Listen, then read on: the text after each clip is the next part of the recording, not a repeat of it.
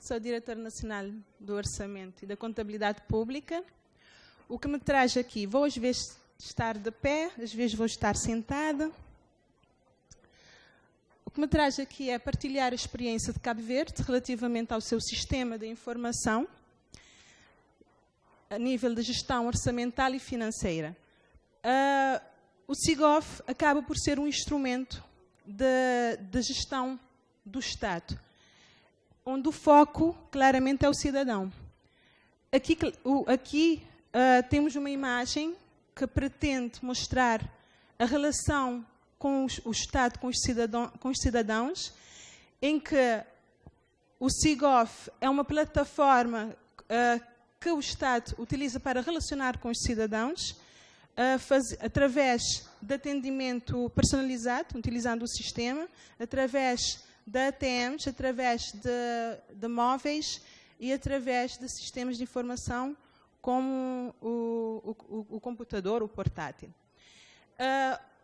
O SIGOF acaba por, quando fala de relacionamento, acaba por falar quer no nível de arrecadação, ou seja, disponibiliza-se através do SIGOF e através de sistemas de informação diferentes meios para que os contribuintes possam cumprir com as suas obrigações, e através do SIGOF também faz a reafetação desses recursos mediante as necessidades dos cidadãos. Mas antes de falar do SIGOF, é necessário conhecer o percurso. Pelo que aqui temos a história, não podemos falar de SIGOF sem falar do período de 1996 a 1999, que foi o período onde foi marcado pela automatização dos processos. Foi o período em que se instituiu a lei da unicidade de caixa, também criou-se a unidade de reforma da administração financeira do Estado. Também foi o período em que se deixou de existir o Excel e passou a existir o novo sistema de processamento. O novo sistema de processamento de salários, o VENC. Também foi neste período, de 1996 a 1999, que se criou o sistema para efeito de cabimentação e liquidação, ou seja, execução orçamental no sistema contábil, e também que se começou a emitir os primeiros cheques. Também foi em 1998 que se aprovou a primeira lei de base do orçamento. Seguidamente, temos um outro marco, é o 2000 a 2001, onde foi aprovado a Lei da Contabilidade Pública. A Lei da Contabilidade Pública veio regular vários processos, nomeadamente a receita e a despesa. Veio também instituir o controle interno, criando a figura do controlador financeiro e do ordenador. Também um outro período que marca essa evolução para o SIGOF foi em 2003, 2006, onde dois conceitos nascem, que é a desmaterialização e a integração. São destes dois conceitos que nascem o SIGOF, onde deixamos para trás os sistemas desagregados da contabilidade, da tesouraria, e passamos a ter um único sistema, que é o SIGOF, e esse mesmo sistema garante a integração com outros sistemas, nomeadamente o registro notariado, com os sistemas da Receita, e também é neste período, com o SIGOF, é que se começa a fazer a preparação do orçamento no próprio sistema e não a nível Excel. Também, neste período 2003-2006, conhecemos uma outra dinâmica a nível de pagamentos. Foi o período em que se começou a fazer as transferências bancárias, ao invés da emissão de cheques. Foi neste período que, embora em 2000, 2001 tenha-se criado a figura de controlador financeiro e ordenador financeiro, que são duas figuras de controle interno, embora tenham sido criadas em 2001, apenas foram reguladas e implementadas nesse período de 2003 a 2006. Também em 2006 que temos a aprovação do Plano Nacional de Contabilidade Pública, ou seja, até este momento, até 2006, tínhamos apenas a contabilidade numa dimensão orçamental. A partir de 2006, pelo menos a nível de regulamentação, passamos a ter a dimensão patrimonial. Em 2006 a 2008, um outro marco é a desmaterialização do sistema, ou seja, o SIGOF, que era antes concentrado apenas a nível do Ministério das Finanças, passa a ser descentralizado para os setores. Os setores passam a ter acesso ao SIGOF para efeito da preparação do orçamento, da introdução do orçamento e da execução do orçamento. Aqui cria-se um acesso ao SIGOF aos setores, o que denominamos de EGOF, com o lema SIGOF mais perto de si. Aí, claramente, há um grande ganho a nível da apropriação dos setores e dos setores passarem a executar e a fazerem diretamente no sistema os seus próprios orçamentos. Em 2009 a 2014, podemos dizer até a esta data, novos módulos foram desenvolvidos. Temos aqui a bancaria, nesse período temos a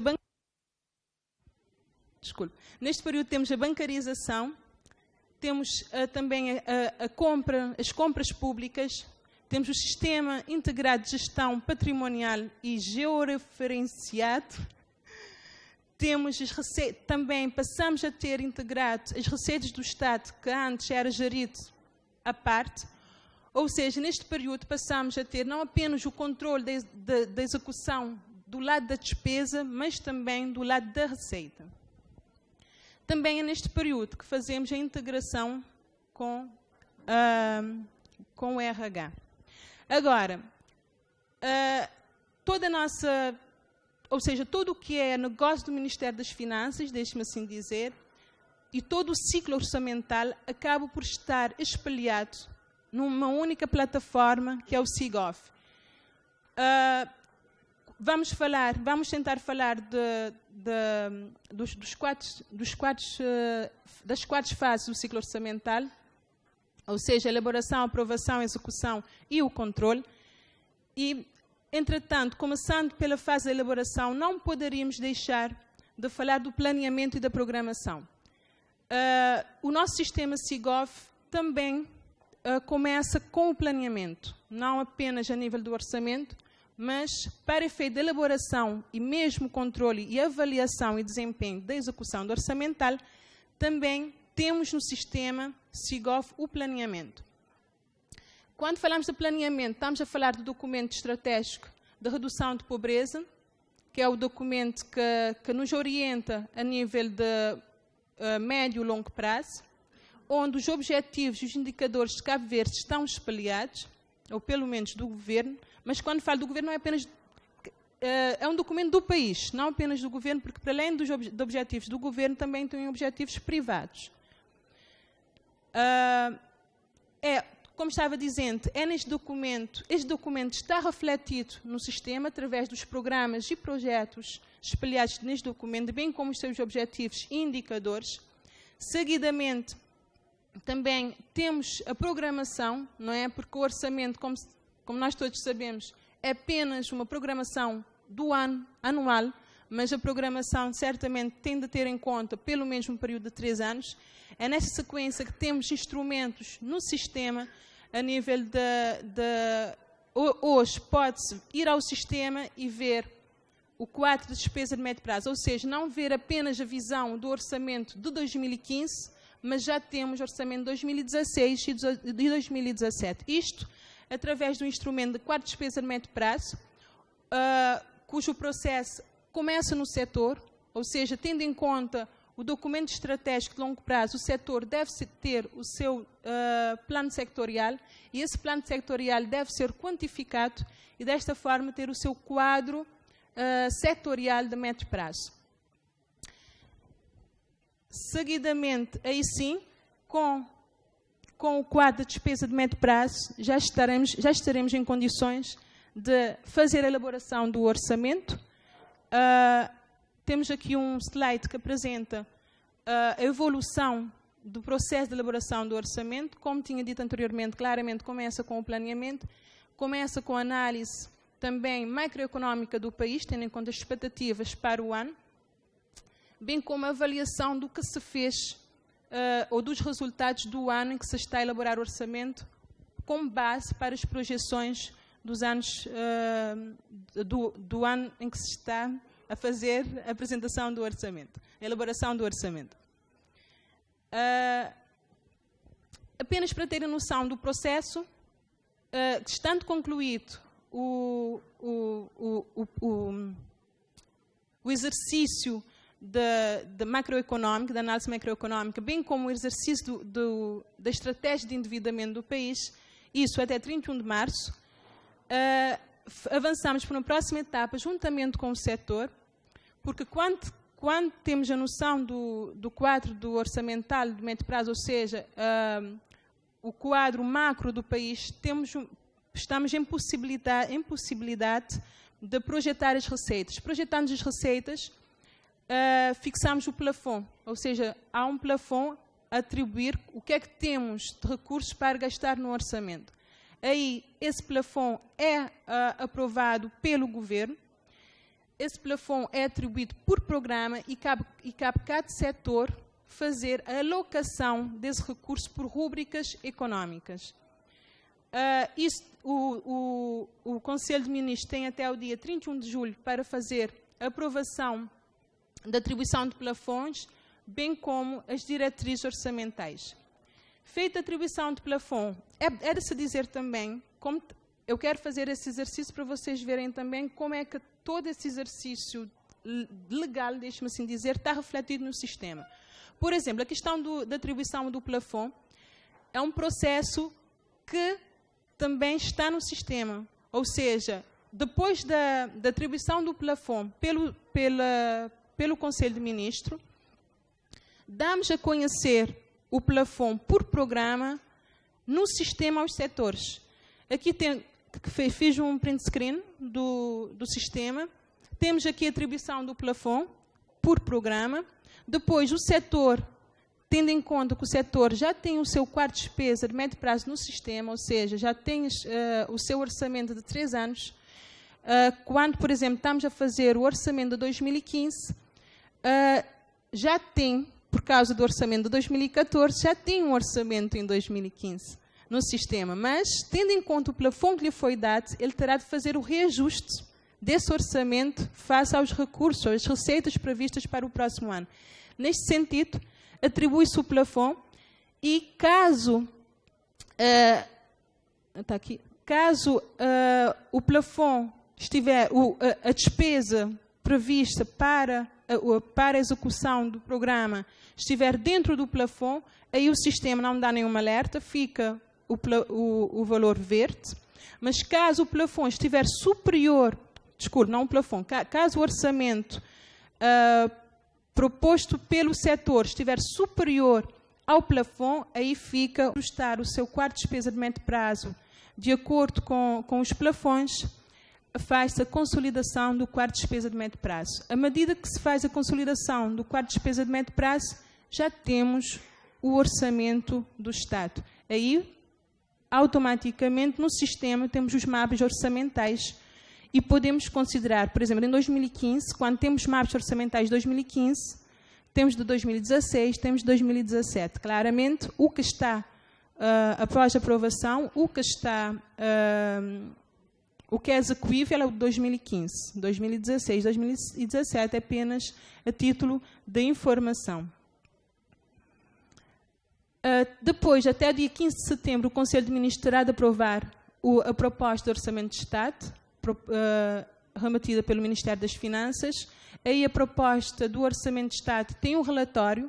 Esse relatório é composto não apenas pela justificativa do orçamento do Estado, do orçamento em análise e o detalhamento, mas também tem a componente da avaliação do ano, por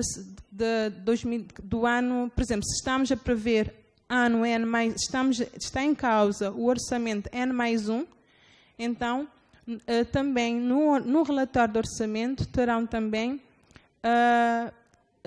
a previsão de execução orçamental do ano N. Então, o Conselho de Ministros tem até dia 15 de setembro para fazer a aprovação e enviar à Assembleia Nacional o Orçamento do Estado, que deverá fazer a aprovação e a publicação do Orçamento do Estado até dezembro do ano. Se o orçamento é da N+1, até dezembro do ano N, claramente. Estando aprovado o orçamento, agora a sua execução. Agora a sua execução também é feita claramente no sistema. Temos a execução da despesa e da receita. A execução da despesa ocorre em duas fases, o compromisso e a despesa.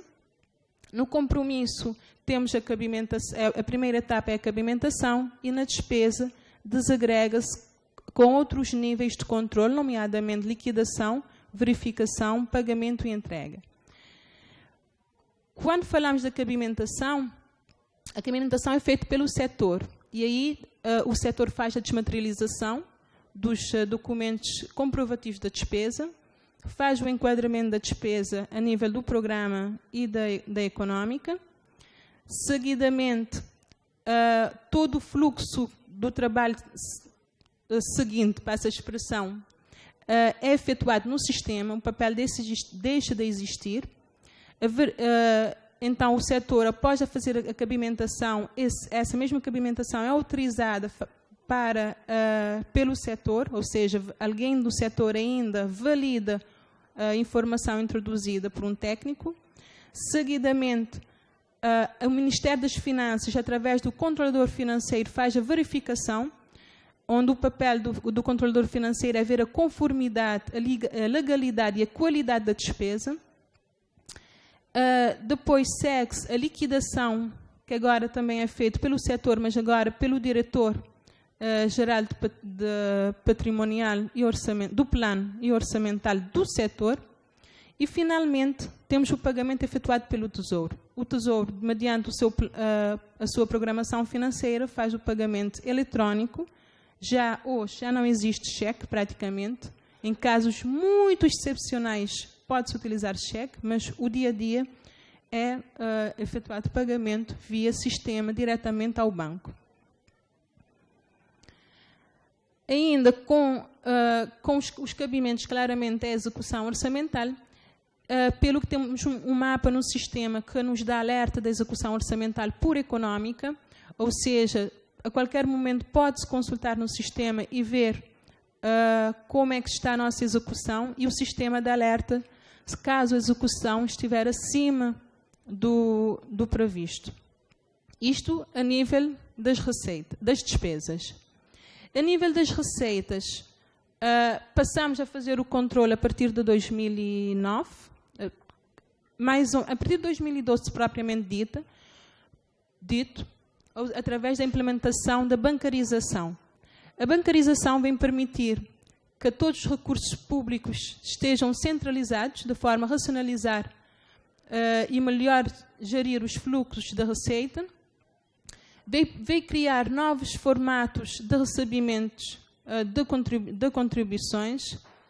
Veio também fazer com que o Tesouro seja um banco das entidades públicas, ou seja, deixe de ter apenas um papel de tesouraria, mas também passa a ter um papel de banco, pode-se dizer tipo comercial, mas para as entidades públicas.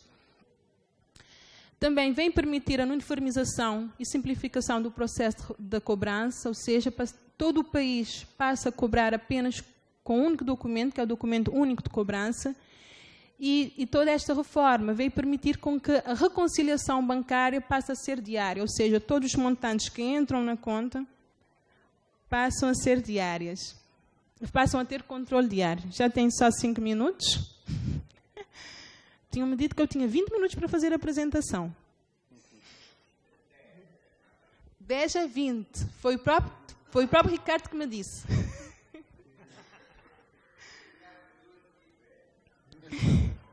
Está bem, vamos ver se racionalizamos.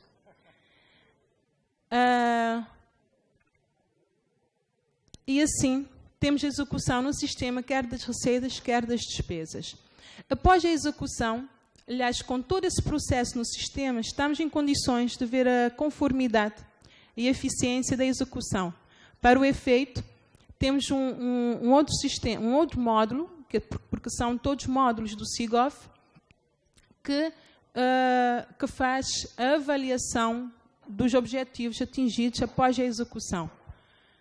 E isso, após essa avaliação, reinicia-se o ciclo, fazendo com que se faça a reformulação das políticas mediante os resultados da execução.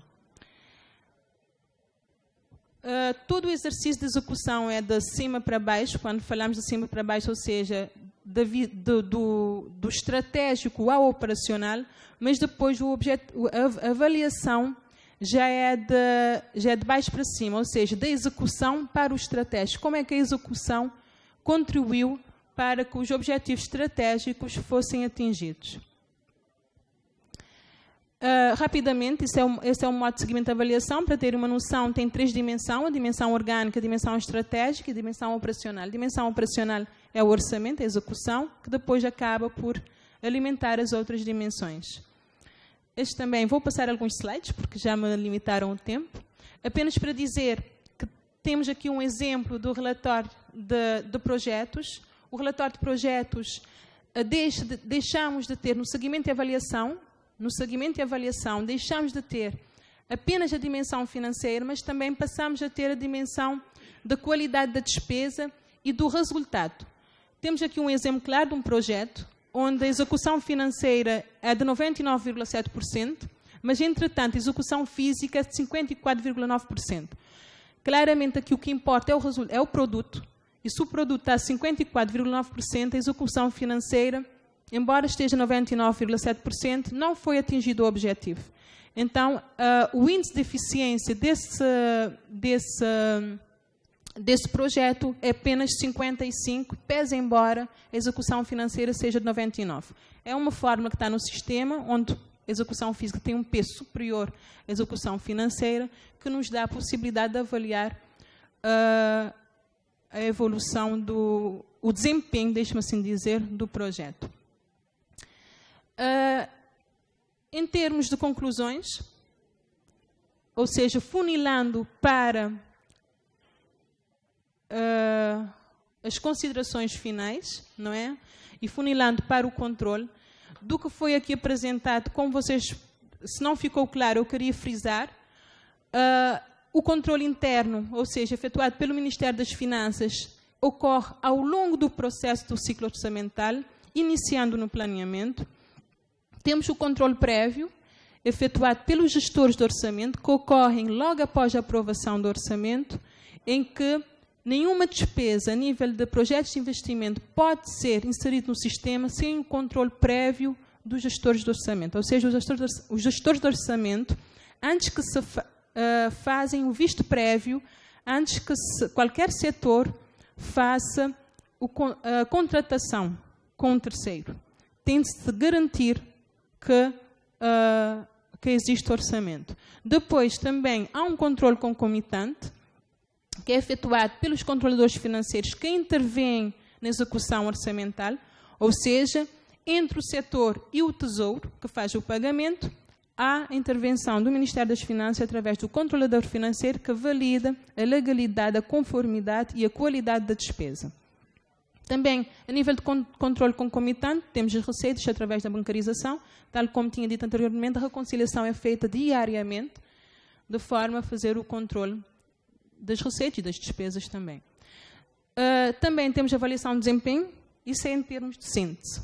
Também temos a avaliação de desempenho, que através dos indicadores e os objetivos preconizados faz a avaliação. E, por fim, temos o controle posterior e subsequente efetuado pela IGF, que é a Inspeção Geral das Finanças, e fechamos o controle interno. Seguidamente temos o controle externo, não é? Que isso fica em aberto, não somos nós que vamos falar, mas não podíamos falar de controle e não mencionar o controle externo efetuado pelo Tribunal de Contas de Cabo Verde e pelo Parlamento. Aqui no controle externo, gostaria de chamar a atenção, pelo que vocês já perceberam, o SIGOV é um instrumento de gestão, ou seja, as coisas acontecem no SIGOV, mas não são analisadas no SIGOV. o próprio Ministério das Finanças, quando vai fazer análise, faz a análise através de vistas.